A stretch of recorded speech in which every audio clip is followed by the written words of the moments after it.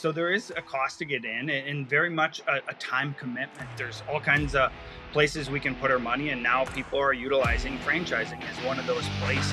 Welcome to the Freedom Point Real Estate Podcast, where we talk about creating more time freedom through passive real estate investing. Passive investing in real estate challenges conventional investment wisdom. We are passionate about learning and sharing resources with others who are ready to transform their investing mindset.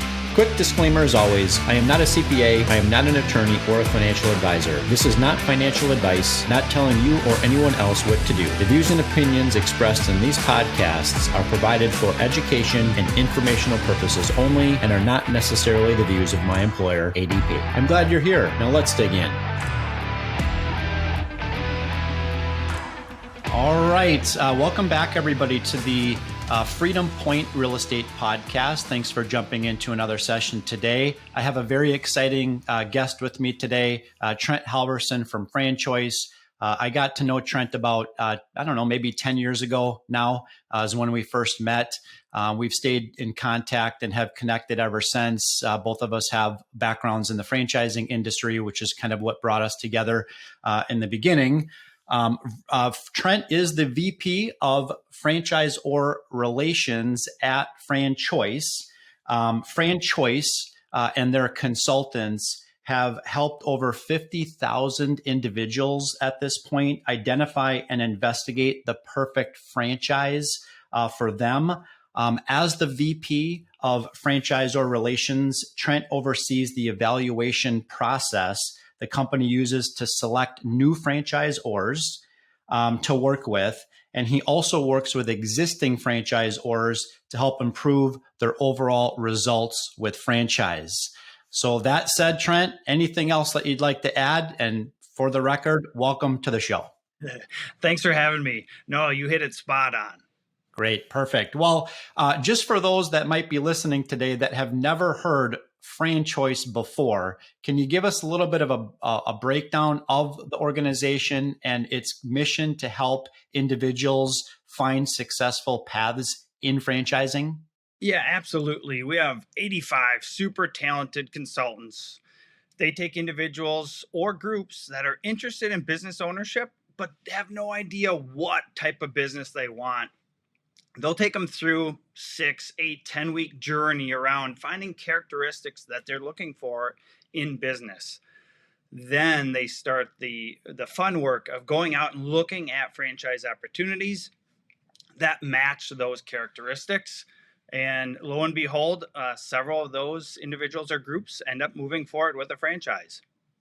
So how does FranChoice identify what brands make sense for you to work with? I don't know, maybe you know this, but how many franchise systems exist in the world today? I heard once maybe 2,000, but maybe it's even more than that. So how do you identify a good franchise to work with? Yeah, we've heard 2,000, 3,000, sometimes 5,000 different business opportunities using the franchising model. So a lot of them, they're looking to find new franchisees, and they'll use consultant, broker, coach networks. FranChoice is a consultant network. So some of the things we're looking for those franchisors to have: great unit economics, right? Hey, what kind of money can I make? Make sure the unit economics are solid. Next, we're looking for great available territory, meaning McDonald's. McDonald's might be 50% sold out, 90% sold out.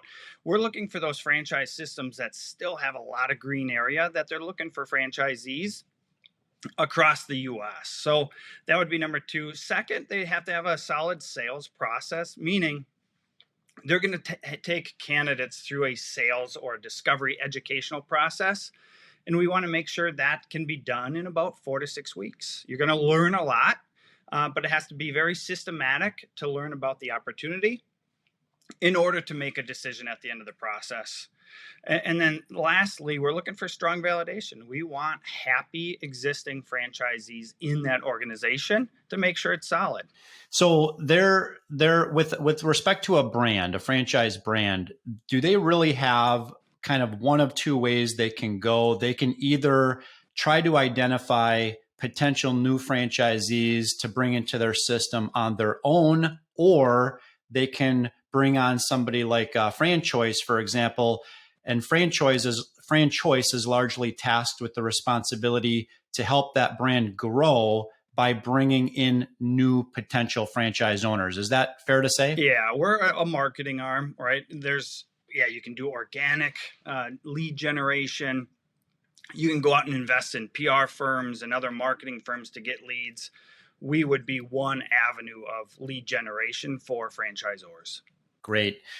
So help me identify or answer this question. What would be a typical profile of an individual that would make sense to buy into a franchise business? Yeah, and that's now a wide net. Through the pandemic, we've seen, typically we'd probably say 35 to 55-year-old, somebody that has had some success, has some income to put towards a business. But now we're seeing it, as young as 20 and as old as 75 years old, because they're looking to diversify, right? There's all kinds of places we can put our money, and now people are utilizing franchising as one of those places. We're also seeing more folks getting laid off and turning to working for themselves, starting a business, right? It's kind of the American dream. So if I were to paint a picture, it would be a very big and wide picture of folks that are getting into business ownership with the franchising model because of that partnership getting into business ownership. That's great. So FranChoice must then work with multiple different brands and multiple different industries. I can only think about myself, for example, if I was to buy into a franchise, there's certain types of franchise brands that I probably would have zero interest in, right? For example, for me personally, I wouldn't be interested in owning a restaurant franchise brand. Okay. I just wouldn't. Yeah. Right. But there's other types of brands out there in other industries, that I would be interested in. So you mentioned that FranChoice has 85 franchise consultants. I would suspect that their primary role is to help the individual identify, based on maybe their experience, their skill set, what they're interested in, help them to identify what particular brands would maybe make sense for them, and then also ensuring that that brand itself has an open territory in the market in which they live. Am I saying that all correctly? Spot on. Yeah. So we've got a variety of franchisors we work with, and we boil it down to characteristics. We don't go out there and talk about all the brands because that's just very confusing. But what we will do, similar to, let's just say, house purchasing. Hey, I need 3-bedroom, 3-bath, and a 2-car garage. Those are characteristics. And we do the same thing with businesses. I need a business that I want to be a part of. I want to be an owner operator. I want to find a business that's semi-absentee, maybe a manager run business, because I still have a full-time job. Those are characteristics, brick and mortar, service base. So yes, they're going to take that candidate through a journey, identifying those characteristics, and then going out and finding those brands that match.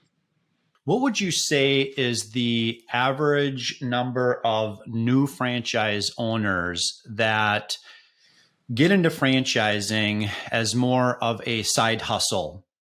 They maintain their full-time day job, which they like and they love, and they continue to crush it in their day job, right? But on the side, they want to invest in something that produces income outside of the W-2, right? Yeah.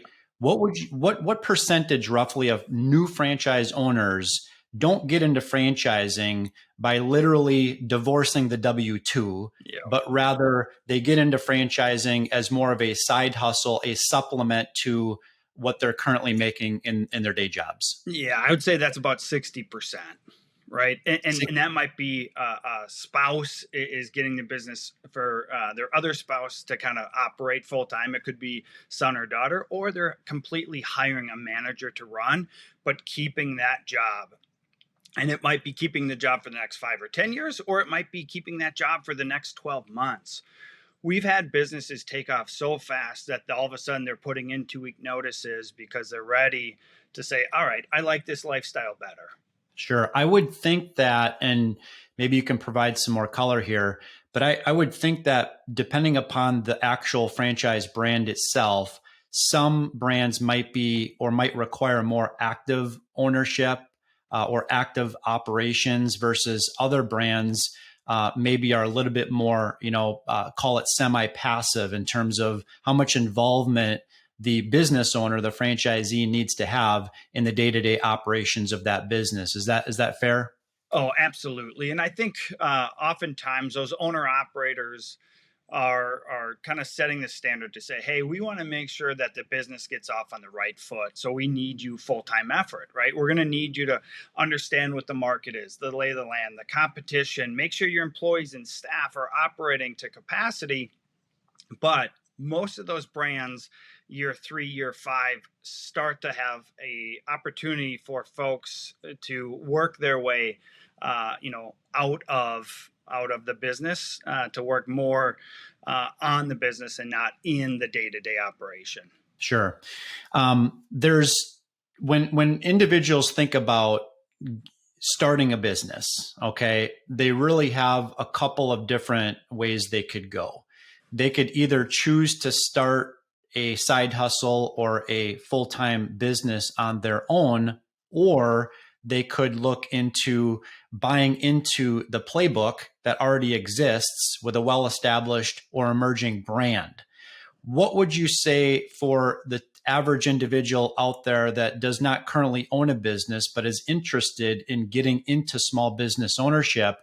What would you say are a few of the main reasons why that individual should strongly consider going the franchising route versus just starting up a business on their own organically? Yeah, a couple things that come to mind is just the support, right? We know there's kind of a front end to a business and a back end, and the operational proven support that these franchise systems have, whether it's one corporate unit or oftentimes it's multiple corporate units and a handful of franchisees. So the operation support that's kind of been tried and true. We know all businesses kind of hit those roadblocks or speed bumps and have some type of tough times. Even COVID. So let's take COVID as an example. You're one business opportunity running show. You really have nobody to call and reach out for help. Whereas these franchisees were getting on the horn daily, weekly, talking about, hey, how do we keep the lights on? How do we negotiate our leases? And what do we do for business day to day? And you've got this big, strong network of peers, if you will, other locations, other franchisees that you can call upon. And then you have the corporate office that have resources that you can call upon. So operation support, I always kind of go, yeah, that's going to be top notch. Marketing, again, a lot of these franchise systems, they're hiring amazing chief marketing officers that come from, Fortune 500 companies that are now supporting these franchisors. So marketing support is huge. If it's brick and mortar, the real estate site selection is so important these days. Hey, is this strip mall about to, kind of go out of business because the one down the road? And these real estate folks that the franchisors have can see that. What does year 3, year 5 look like in this strip center and how important that is? There's just a lot of benefits I see in grabbing a proven track record franchisor. If anything, if you're thinking about starting your business and you start to look at a franchise opportunity, you're going to learn so much about yourself, and the business you might be getting into might put you a leg up as well. But definitely a partnership, if you will, and a playbook, like you said. That's great. Thank you for sharing that. What would you say to that individual that, or I should say this differently, what would be some maybe red flags for that individual who's had a very successful, corporate career, and they want to take what they've learned in their corporate day job into small business ownership, okay, in franchising? What would you say are some of the red flags in terms of maybe where that individual's mindset is?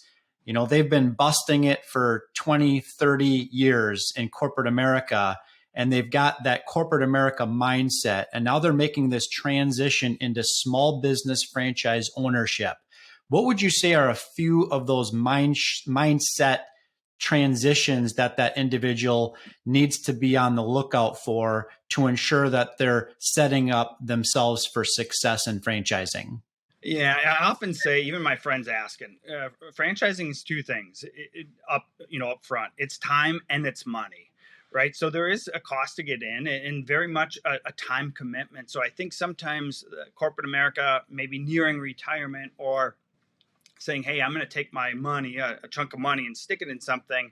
And just set it and forget it. And that's not the case. This is business ownership. There's a lot of moving parts to business ownership, and that requires time. And oftentimes that first year, it's a lot of time because you're going to find new things that are happening in the business locally to what you're operating. So there's very much a time commitment. So folks that say, "Hey, I've got a chunk of money, I want to invest in business ownership, but be hands off." I kind of say, be careful there, because this is not a set it and forget it. This isn't dumping your money somewhere, turning your back to it. It takes time commitment to get involved here. Second, oftentimes corporate, even a C-level executive, often is kind of has a roadmap of where they're going, and I don't want to say is told what to do, but has a team of individuals that are helping them with their job on a daily basis. And you get into business ownership, and sometimes you got to get out there and change the garbage, or you have to turn the lights on and open up the door, because things are going to happen. You might have an employee call off. So I think realizing that, hey, your team of 50 or 100 or sometimes 80,000 employees that you came from, now you're dealing with a small business, and it's not a Fortune 500. So it's very much that team effort. Everybody's in it to get that day-to-day business done. And the owner, the franchisee, sometimes plays each and every role.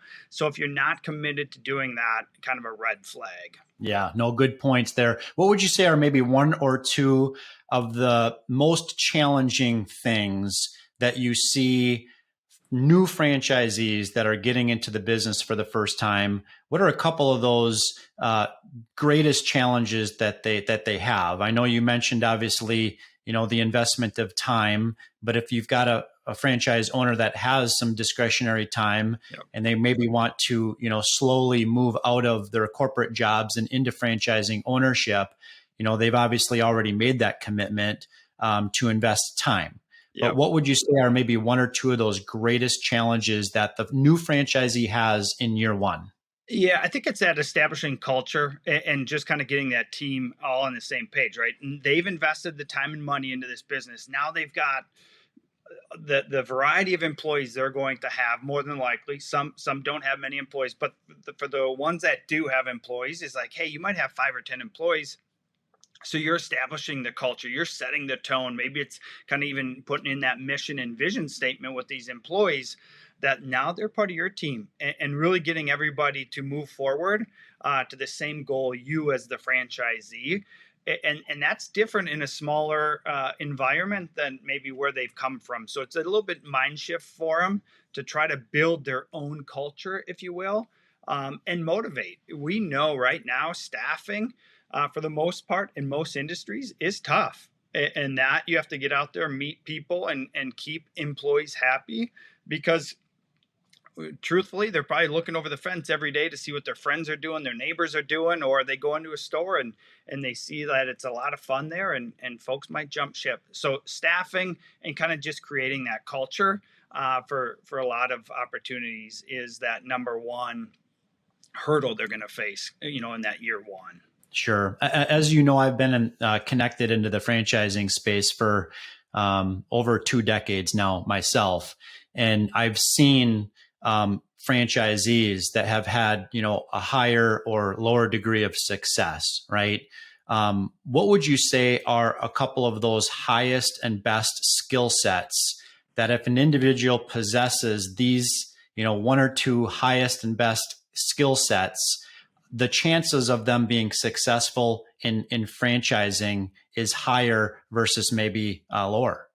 Yeah, and I think that starts off by identifying the right model. But if we get into that and they've selected, I think the leadership capability and kind of like I've said before, being able to jump in and show your call it line level employees that you'll get it done too, but it is creating a winning culture and being a leader. I think oftentimes employees of all levels look for a leader in the organization that says, hey, I want to be like that guy, and I want to do well just like he is doing. So I think that from an employee teammate culture thing. And then second is the community aspect. All of these businesses fall within a community or several communities, and having the ability to get out there in the community, reach, touch the community, and then work towards a common goal in the community puts folks that do it the right way so much ahead of others when they look around and go, all right, it's just not my business that's operating here, and I'm doing it for the people in the community. And that can be across home service opportunities. There can be wellness and fitness categories. If they start to say, hey, I'm a part of community and do it for the people, those folks jump out and see success sooner than others. Yeah, absolutely. Yeah. Thanks for sharing that with me. I would suspect that with any, new enterprise that there's going to be a certain degree of, hustle and grind, that the individual is going to have to put forth, but also that person's ability to or desire to want to become a better version of themselves, right? And kind of creating that culture and being, somewhat of a magnet where other people are just genuinely attracted to you as an individual. I could see why that would set somebody up for greater success in franchising. Kind of my last question on the franchising side is, are there different ways that high performing, busy professionals can use to finance getting into franchising? Or is it you just have to have X amount of cash on the sidelines, and that's really, your kind of way to get into the game if you should desire to want to explore franchising as a semi or active form of income for yourself?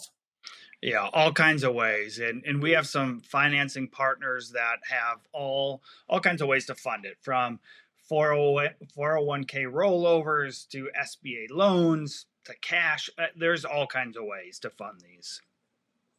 Okay, good. So obviously up to the individual to determine based upon maybe where they've got access to some liquidity, whether that's on the cash side, taking on an SBA loan, or perhaps I've heard the name Rob's plan before. So there's ways that people could potentially tap into their retirement plan to help fund the startup of the franchise. Am I saying that correctly? Absolutely. And we see it across the board. People select different avenues, what's best fit for them. Even with interest rates, fluctuating, it's not slowing anybody down. They're just finding different ways to leverage their money. Yeah, absolutely.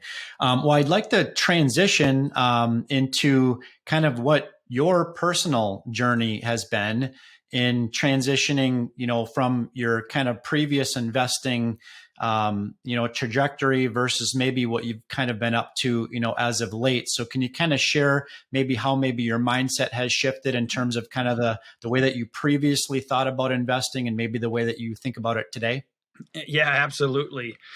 So, I think there's some classic ways. And I think what I've learned over the years is, and even more recently, that diversification is great, especially when you see markets take a dive or something happen in the economy that kind of you scratch your head and go, all right, at least I'm not retiring tomorrow. So, um, starting off with work, getting involved with 401k right early on, and then having the opportunity to pick up a rental house because I think real estate was always attractive to me.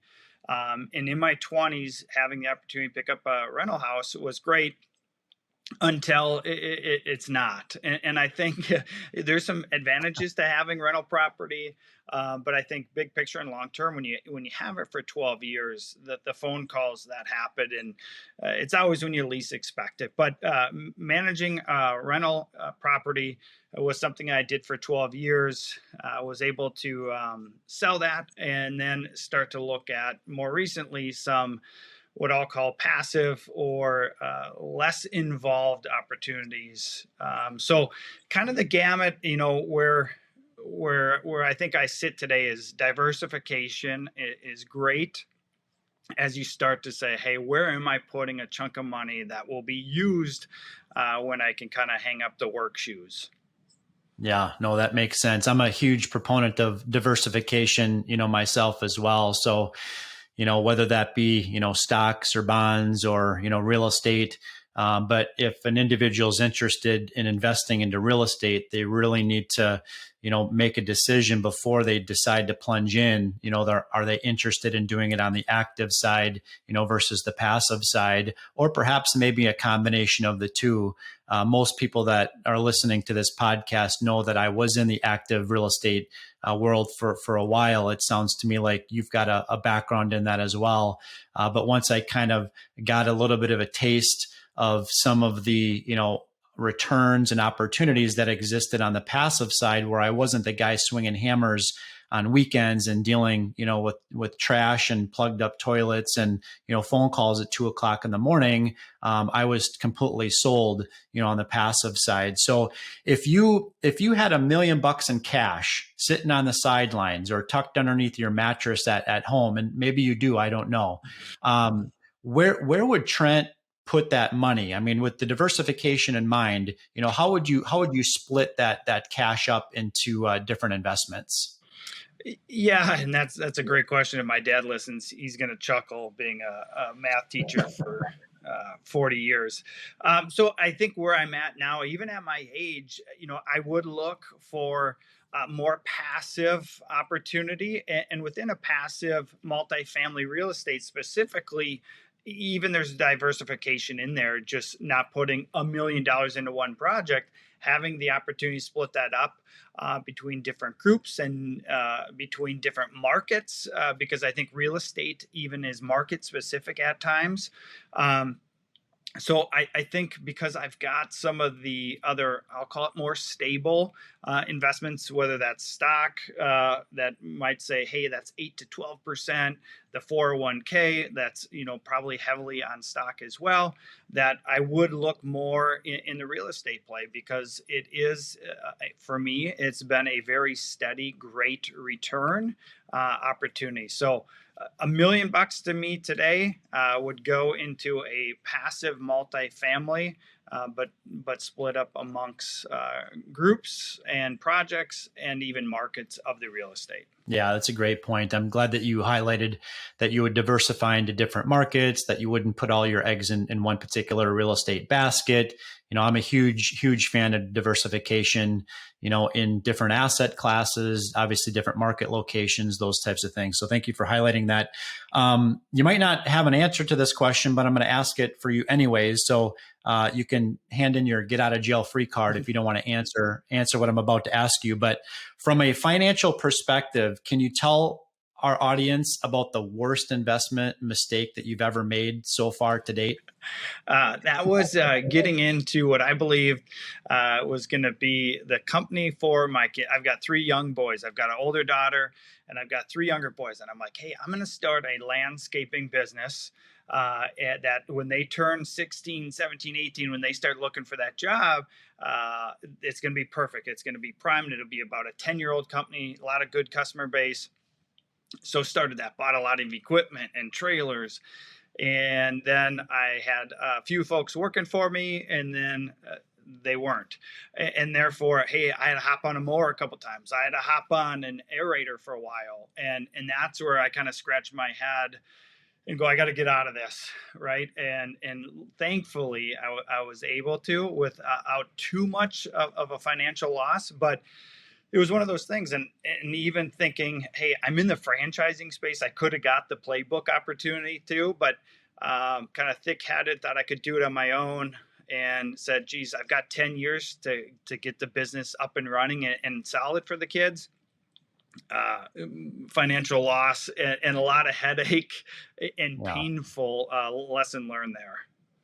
Yeah, no, great. We have a very similar story, although I'm still trying to transition my way out of a small business that myself and my children started. It's a coffee roasting business called Stir Sticks Coffee. Please don't order any. The reason for that is just what you said, having to jump on mowers. Every time somebody places a new coffee order, I need to sit at the coffee roaster, and I am a volunteer for the company, right? Yeah.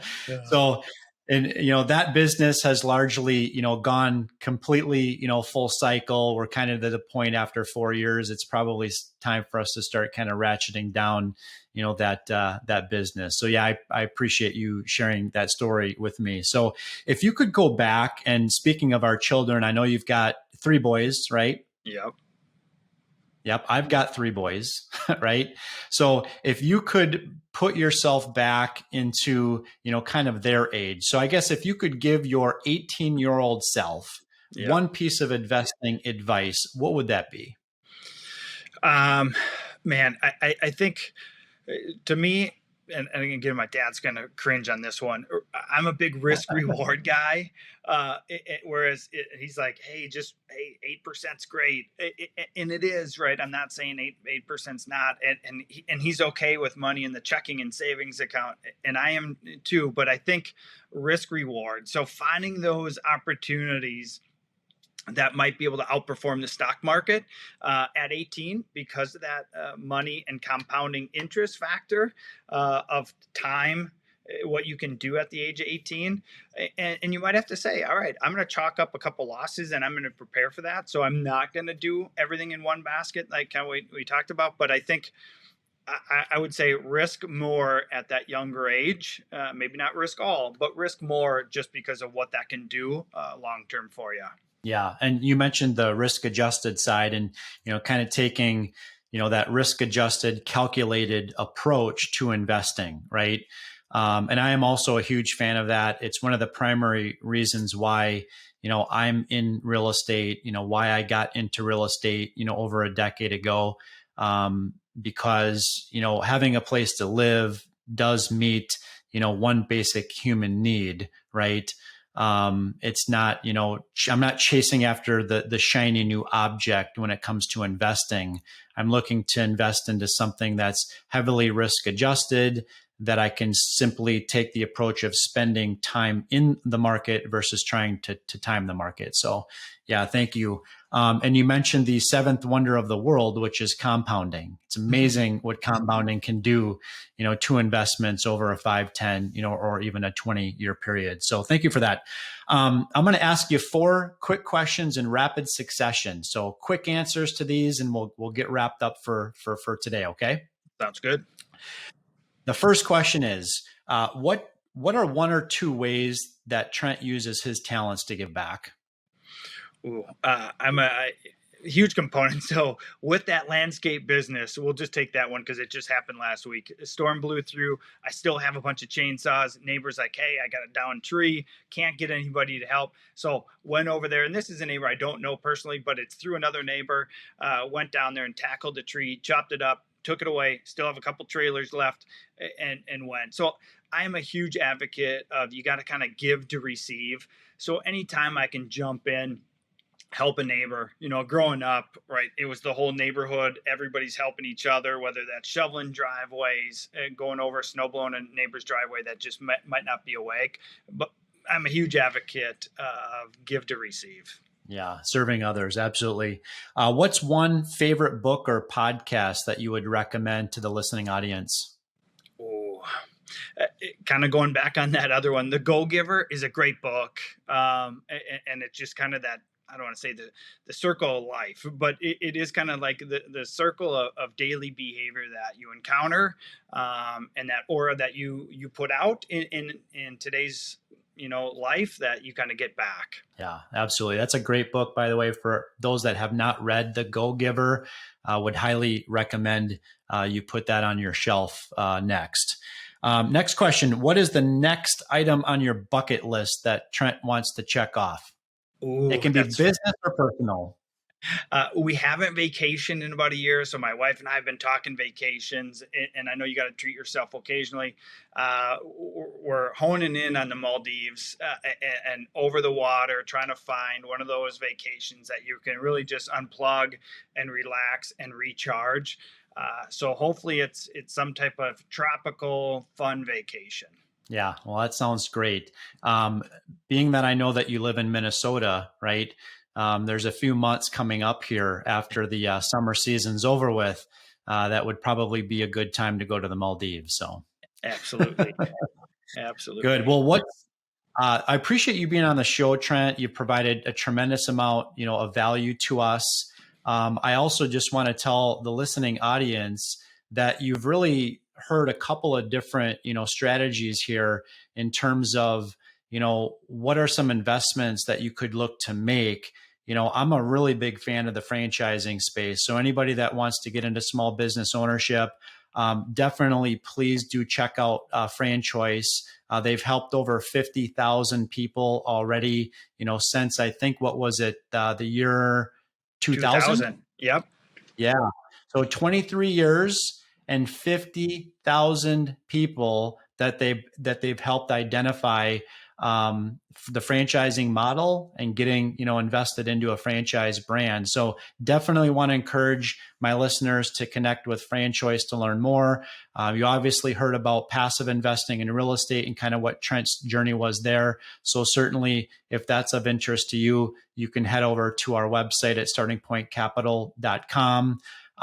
Trent, I really appreciate you being here today with us. Thank you so much for your time, and thank you so much for providing such tremendous value to our audience. Absolutely, Jeremy. Thank you so much for having me. Yep, absolutely. Final question before I let you go. Where can our audience learn or find you or find out more about FranChoice? FranChoice.com. And there's links to all of our consultants, myself included, on there. So if you do want to reach out, it's all on FranChoice.com. All right, listeners, head over to FranChoice.com and learn more about Trent and learn more about what they're doing to make an impact on people's lives. Thanks again, Trent. Thank you for hanging out with us today and for listening to the Freedom Point podcast powered by Starting Point Capital. This show is for entertainment purposes only. Nothing said on this show should be considered financial advice. Before making any financial decision, please consult with a professional. This show is copyrighted by the Freedom Point podcast. Written permissions must be granted before syndication or rebroadcasting. If you're interested in connecting, you can find contact information at startingpointcapital.com.